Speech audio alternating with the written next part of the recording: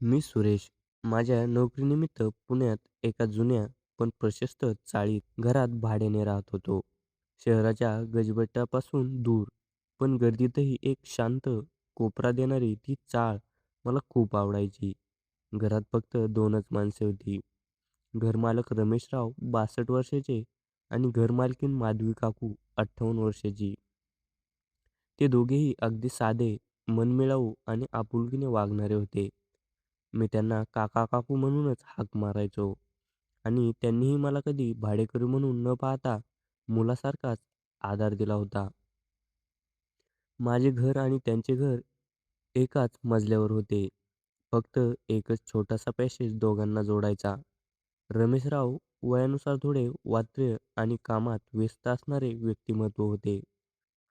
सकाळी 8 वाजता बाहेर पडले की त्यांची सामाजिक आणि राजकीय कामे रात्री 9 वाजेपर्यंत चालायची. त्यामुळे घरात माधवी काकूंचा बहुतेक वेळ एकटेपणातच जायचा. त्यांचे आयुष्य म्हणजे चार भिंती आणि टीव्ही या दोन गोष्टींमध्येच विभागले होते. या एकटेपणामुळे त्यांच्या चेहऱ्यावर एक कायमची शांत पण थोडीशी उदास छटा असायची. माझी आणि त्यांची भेट दिवसातून दोनदाच व्हायची. सकाळी कामावर जाताना आणि संध्याकाळी परत येताना. आम्ही फक्त औपचारिक गप्पा मारायचो. जेवण झालं का? काका कुठे आहेत? किंवा आज थंडी जास्त आहे. पण या साध्या संवादातूनही आमच्यात एक अदृश्य आपुलकीचे नाते तयार झाले होते. तो एक साधारण मंगळवार होता. ऑफिसमधून सुटल्यावर मी लगेच घराकडे निघालो. संध्याकाळचे 6:30 वाजले असतील. मी जिन्याच्या पायऱ्या चढत असतानाच धडाम असा एक मोठा आवाज आला. आवाजाच्या दिशेने धावत वर गेलो आणि पाहिले. माधवी काकू जिन्याच्या शेवटच्या पायरीवर बसल्या होत्या. त्यांच्या चेहऱ्यावर वेदनेने विव्हळलेली एक क्रूर छटा पसरली होती. त्यांच्या शेजारी चहाचा रिकामा कप फुटलेला पडला होता. "सुरेश, अरे देवा, माझा पाय!" त्यांनी वेदनेने कसाबसा उच्चार केला. मी क्षणभर गोंधळलो, पण लगेच स्वतःला सावरले. मी त्यांच्याजवळ खाली बसलो. "काकू, काळजी करू नका. हळू-हळू. मी आहे." मी त्यांना विचारले की काय झाले. चहा घेऊन जात होते. अंधारात पाय निसटला आणि त्यांनी डोळ्यातून पाणी आणून सांगितले. मी त्यांना हळुवारपणे आधार दिला आणि त्यांच्या खोलीत आणले. त्यांचे पाय सुजले होते आणि त्यांना वेदना असह्य होत होत्या. रमेशराव नेहमीप्रमाणे बाहेरच होते.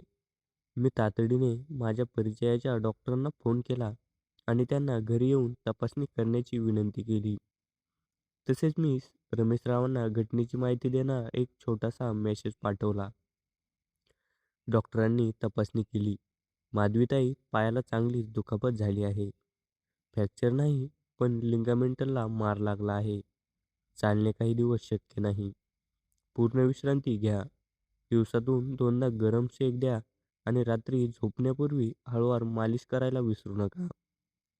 डॉक्टरांनी सूचना दिली. औषधे लिहून दिली आणि ते निघून गेले. मला आता खरी चिंता वाटू लागली. माधवी काकूंचे दैनंदिन जीवन आता थांबले होते आणि त्यांना पूर्णपणे दुसऱ्यावर अवलंबून राहावे लागणार होते. रात्री उशिरा रमेशराव आले. ते थेट त्यांच्या खोलीत न जाता माझ्याकडे चौकशी करत आले.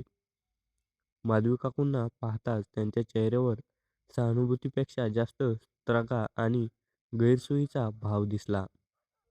"अगं, काळजी घेता येत नाही का? आता कोण करणार हे सगळं? मी सकाळी 8 वाजता बाहेर पडतो. मला हे बघायला वेळ नाहीये. माझा वेळ किती महत्त्वाचा आहे हे तुला माहीत आहे ना?" ते त्राग्याने बोलले आणि पुढच्या क्षणी स्वतःच्या खोलीत बसून टीव्ही बघण्यात व्यस्त झाले. माधवी काकूंच्या चेहऱ्यावरील वेदना आणि त्यांच्या नवऱ्याच्या बोलण्यातील दुर्लक्ष पाहून मला खूप दुःख झाले. दुसऱ्या दिवशी दुपारचे जेवण मीच तयार केले आणि त्यांच्यासाठी नेले. त्यांनी माझ्याकडे केविलवाण्या नजरेने पाहिले. "सुरेश, रमेशला वेळ नाहीये. तो बाहेर गेलाय. माझा पाय खूप दुखतोय आणि मला रात्रीपासून अजिबात झोप लागली नाही. डॉक्टरांनी मालिश करायला सांगितले आहे. तू फक्त 10 मिनिटे मदत करशील का? मला थोडा आराम मिळेल." मी क्षणाचाही विचार न करता हो म्हटले. ही फक्त मदत नव्हती. त्यांच्या घरात भाड्याने राहत असल्याने अडीअडचणीच्या वेळी त्यांना आधार देणे ही एक माझी नैतिक जबाबदारी होती. मी मानवतावादी भूमिकेतून त्यांच्या मदतीसाठी तयार झालो. पहिल्या काही रात्री मी फक्त आणि फक्त रुग्णसेवा या भूमिकेतून त्यांच्या पायाला मालिश करत असे. डॉक्टरांनी दिलेल्या बाम लावून मी अगदी हळुवारपणे नेमक्या दुखणाऱ्या भागावर चोळायचो. काकूंच्या चेहऱ्यावर वेदना कमी झाल्याने समाधान स्पष्ट दिसायचे. माझ्यासाठी ही एक मदत होती. त्यांच्यासाठी ती संजीवनी ठरली होती. "सुरेश, किती आराम मिळतोय रे. तू नसताना तर माझं काय झालं असतं, देवच जाणे." त्या सुस्कारा सोडत बोलल्या. रमेशला कधीच नाही जमलं असं कोणाचं दुःख समजून घेणं. तो फक्त स्वतःच्या कामात, स्वतःच्या जगात मग्न असतो. त्यांच्या या बोलण्याने माझ्या मनात फक्त आदर आणि सहानुभूती वाढली. मी त्यांच्या पायाची मालिश करताना त्या माझ्याशी त्यांच्या आयुष्यातील गोष्टी, रमेशरावाकडून झालेले दुर्लक्ष आणि त्यांचा एकटेपणा याबद्दल बोलू लागल्या. 60 वर्ष जवळ आलेल्या एका विवाहित स्त्रीच्या मनात असलेली भावनिक पोकळी त्यांच्या प्रत्येक शब्दातून जाणवत होती.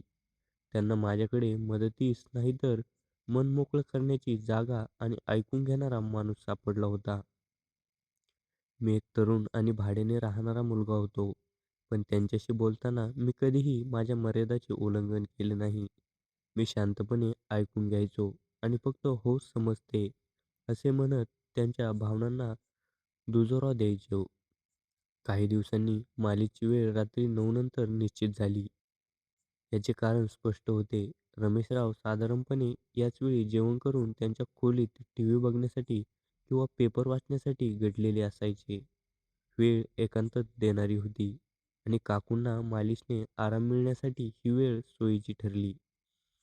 मी त्यांच्या पायाला तेल लावून मालिश करत असताना त्या हळूच म्हणायच्या, "अरे वा, सुरेश, तुझा हात खूपच गुणकारी आहे." माझा पाय जणू काही हलका झाला. आता त्यांच्या डोळ्यात फक्त कृतज्ञता नव्हती, त्या मला मायेचा आधार मानू लागल्या होत्या.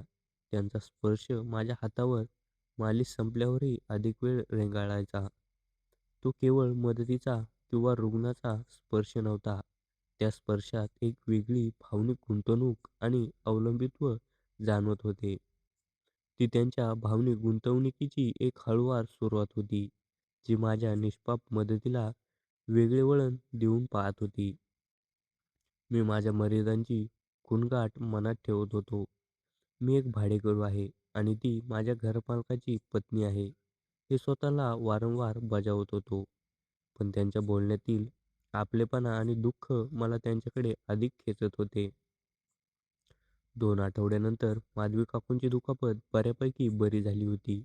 त्या हळूहळू घरात फिरू लागल्या होत्या. पण रात्रीची माझी सेवा थांबली नव्हती. आता त्यांना मालिशची तितकी शारीरिक गरज नव्हती, पण ती त्यांच्यासाठी आणि माझ्यासाठी एक भावनिक सवय बनली होती.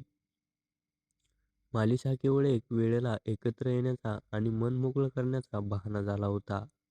एक रात्री मी नेहमीप्रमाणे त्यांच्या पायाची मालिश करत असताना काकूंनी माझ्याकडे पाहिले. त्यांच्या चेहऱ्यावरचे भाव पूर्वीसारखे निरागस नव्हते. त्यात एक वेगळीच ओढ जाणवत होती. त्या माझ्याकडे बघत म्हणाल्या, "सुरेश, तू खूप समजदार आहेस. तू मला माझ्या तारुण्यात भेटायला हवा होतास." त्यांच्या या बोलण्याने माझ्या मनात धस्स झाले. हा पहिला क्षण तो जेव्हा त्यांनी मदतीची सीमा ओलांडून थेट भावनिक आकर्षण आणि अपेक्षा व्यक्त केली. माझ्या निष्पाप मदतीला त्यांनी वेगळ्या नात्यात गुंफण्याचा प्रयत्न केला. मी लगेच सावध झालो. माझ्या नैतिक अलार्माची घंटा वाजली. मी हळूच पण संयमाने बोललो, "काकू, तुम्ही थट्टा करत आहात. मी तुमच्या मुलासारखा आहे. तुमचे पाय आता बरे झाले आहेत. तुम्ही आराम करा." पण त्या शांत झाल्या नाहीत. त्यांनी माझा हात आपल्या हातात घेतला आणि हलकेच दाबला. त्यांच्या हाताचा तो स्पर्श आईचा नव्हता, मैत्रीण किंवा अनिश्चित व्यक्तीचा नव्हता. त्यात एक वेगळीच अपेक्षा होती. एक रोमॅन्टिक आणि भावनिक गुंतवणूक दर्शवणारी अपेक्षा. त्यांच्या या वागण्यामुळे माझ्या मनात द्विधा अवस्था निर्माण झाली. मी त्यांच्या भावनिक गरजेबद्दल सहानुभूती बाळगून होतो, पण त्यांच्या कृतीमुळे मला अस्वस्थ वाटू लागली. मला जाणवले की मी आता एका नैतिक दलदलीत ओढला जात आहे. त्यांच्या मनात माझ्याबद्दल वाढलेला हा भावनिक ओलावा, माझ्या निष्पाप मदतीचे रूपांतर अनैतिक जवळकीतेत करत होतो. मी भाड्याने राहत असलेल्या एका विवाहित स्त्रीसोबत तिच्या नवऱ्याच्या नकळत एका वेगळ्या नात्याच्या उंबरठ्यावर उभा होतो. मी त्याच रात्री ठरवले की ही सेवा आता थांबायलाच हवी. ही मदत आता नैतिक राहिली नाही. ती मोहाकडे झुकत होती. मला माझ्या नैतिक मूल्याचे रक्षण करणे अत्यंत आवश्यक होते. माझा मानुष्य धर्म मला हे सांगत होता. दुसऱ्या दिवशी रात्री 9 वाजता मी त्यांच्या खोलीत गेलो. पण यावेळी माझ्या चेहऱ्यावर संकोच आणि ठामपणा होता. मी माझ्या हातात बामची बाटली घेऊन गेलो नव्हतो. फक्त त्यांच्या पायाला देण्यासाठी गरम पाण्याची पिशवी घेऊन गेलो होतो. मी त्यांच्यासमोर शांतपणे बसलो आणि पायाला शेक दिला. काकूंनी लगेचच माझ्याकडे पाहिले. "आज तू खूपच शांत आहेस सुरेश. काय झालं? बाम नाही आणलास?" त्यांनी विचारले. त्यांच्या आवाजात एक प्रकारची मालकी आणि अधिकार होता, जो मला अस्वस्थ करत होता. मी त्यांच्याकडे पाहिले. "काकू, मला तुमच्याशी बोलायचं आहे आणि ही माझ्याकडून तुमच्या पायाला दिलेला शेवटचा शेक असेल." काकू एकदम गंभीर झाल्या. त्यांच्या चेहऱ्यावरील आनंद आणि आराम क्षणातच नाहीसा झाला. "का? माझा पाय अजून बरा झाला नाहीये." मी शांतपणे पण माझ्या भूमिकेवर ठाम राहून बोललो. "काकू, तुमचा पाय बरा झाला आहे. हे मलाही माहीत आहे आणि तुम्हालाही. आता तुम्हाला त्याची गरज नाहीये. पण आपल्या दोघांमध्ये जे काहीतरी घडत आहे, ते योग्य नाहीये." "काय घडतंय सुरेश?" त्याच्या आवाजात थोडा त्रागा, थोडी भीती आणि थोडा नकार होता. मी माझ्या आवाजात शांतपणे ठाम ठेवला. "तुम्ही भावनिकरित्या खूप एकटे आहात आणि मी तुम्हाला आधार दिला. ती माझी मानवी भूमिका होती. पण तुम्ही मला दिलेला आदर आणि आपलेपणा आता हळूहळू एका वेगळ्या अपेक्षेमध्ये बदलत आहे. तुम्ही मला एका वेगळ्या नात्यात ओढून पाहत आहात, जे मला मान्य नाहीये." मी पुढे बोललो, "तुमच्या एकटेपणाचा फायदा मी घेणे किंवा तुम्ही माझ्या सहानुभूतीचा वापर करणे, हे आपल्या नात्यांच्या नैतिक मर्यादांचे उल्लंघन आहे. मी एका विवाहित स्त्रीच्या भावनिक गरजेचा गैरवापर करू शकत नाही." त्या रडू लागल्या. "तुला वाटतं मी तुझा उपयोग करत आहे. मला फक्त प्रेम हवं होतं सुरेश."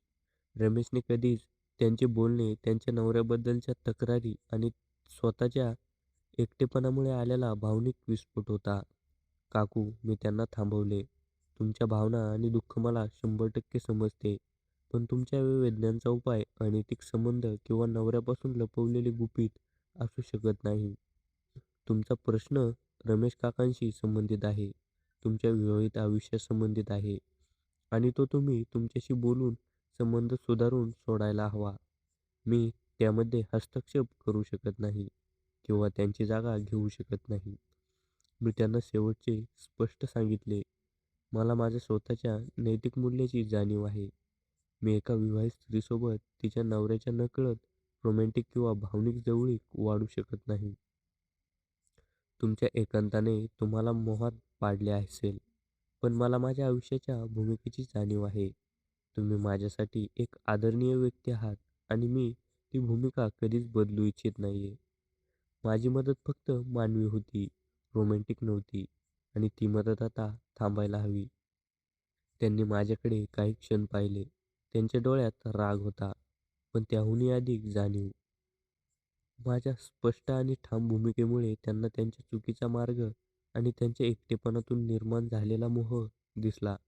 माझ्या प्रामाणिकपणासमोर त्यांना माघार घ्यावी लागली. मी लगेच त्यांना नमस्कार केला आणि त्यांच्या खोलीतून बाहेर पडलो. दुसऱ्या दिवसापासून रमेशरावांना किंवा माधवी काकूंना काही न सांगता मी फक्त सकाळी चहा आणि दुपारी जेवण त्यांच्या खोलीच्या दाराजवळ ठेवून परत यायचो. मी त्यांच्याशी थेट संवाद टाळला. हे गरजेचे होते, कारण भावनिक अंतर निर्माण करणे आवश्यक होते. काकूंच्या पायाला पूर्ण बरे वाटल्यावर एका आठवड्यानंतर त्यांनी मला बोलावले. मी दारात उभा राहिलो. त्यांनी माझ्यासमोर हात जोडले. त्यांच्या डोळ्यात आता फक्त पश्चाताप आणि आदर होता. "सुरेश, मला माफ कर. तू जे बोललास ते अगदी खरं होतं. माझ्या एकटेपणामुळे मी स्वतःच्या मर्यादा विसरले.